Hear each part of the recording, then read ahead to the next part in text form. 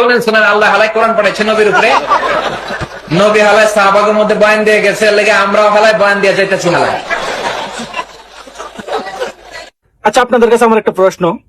মৌলানা মিজানুর রহমান আজহারি যেভাবে আল্লাহ তাআলা এবং প্রিয় নবী হযরত মুহাম্মদ সাল্লাল্লাহু আলাইহি সাল্লামকে কটাক্ষ ভাষায় কথাবার্তা গুলো বলছে, এইগুলোর জন্য কি উনার বিচার হওয়া দরকার কিনা অবশ্যই কমেন্ট করবেন আপনারা।